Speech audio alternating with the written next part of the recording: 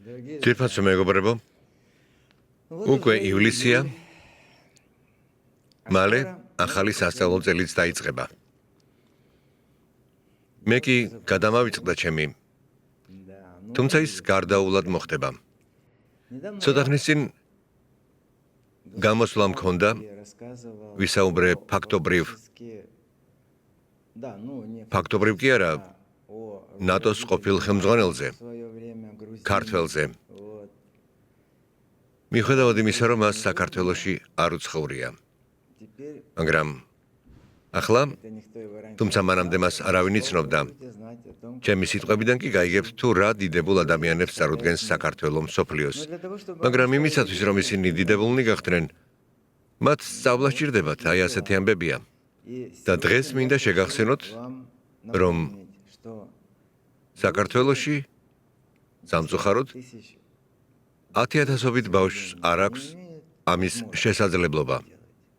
მათ არა მხოლოდ ტანსაცმელი აკლიათ, რომელსაც სიამოვნებით ვიღებთ კარგ ან თითქმის ახალ მდგომარეობაში, სხვათა შორის ბევრი ტანსაცმელი მაქვს, ახალი, მაგრამ დიდებისთვისაა, როცა საქართველოში ჩამოვალ, მეც შევაბარებ ამ სამოს ფონდში. ძალიან ძვირადღირებული ტანსაცმელია ვიღაცას გაუმართლებს. დიახ, ახლა სახელმძღვანელოებზე მინდა ვისაუბრო. ვიცი, რომ ბევრი სახელმძღვანელოების გარეშე დარჩება, რაც მომავალში სავალალო შედეგამდე მიგვიყვანს. თუ კი ჩემი სიტყვები შეგაძრწუნებთ, ძალიან გთხოვთ, თუ თქვენი შვილებისგან შემოგრჩათ სახელმძღვანელოები, მიიტანეთ ფონდში. ჩვენ ვიპოვით ადგილს, სადაც ბიბლიოთეკას გავხსნით. ასეთი ბიბლიოთეკა მქონდა უკრაინაში. რა არ იყო იქ? ასე მოვიქეცი მე. საუკეთესო ადგილას დავდგი მისი ძეგლი. სახელმძღვანელოები საჭიროა, რათა ახალი შოთა რუსთაველები, ნატოს ახალი ხელმძღვანელები და შესაძლოა სხვადასხვა ქვეყნის პრეზიდენტები არსებობდნენ, რადგან ნიჭიერი ერია, მაგრამ სწავლა აუცილებელია.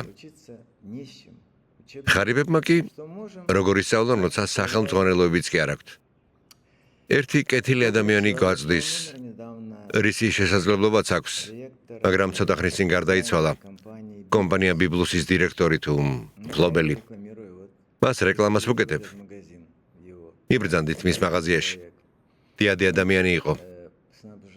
მან ალბათ 1000-მდე ადამიანი მოამარგა კალმებით, რაც ახლა მოდაშია ბავშვებისთვის ზურგჩანთებით, საშლელებით, რეულებით. სულ ყველაფრით. თუ ასეთი შესაძლებლობა გაქვთ და რამე დაგრჩათ, ნუ გადაყრით. მე თვითონ ძველი სახელმძღვანელოებით ვსწავლობდი. ისინი ახლებზე უარესი არ იყო. ასე რომ ყველაფერი, რაც ამჟამად სკოლებში გამოიყენება, ჩვენს ფონდში მოიტანეთ. ბავშვები კი გაგიღიმებენ.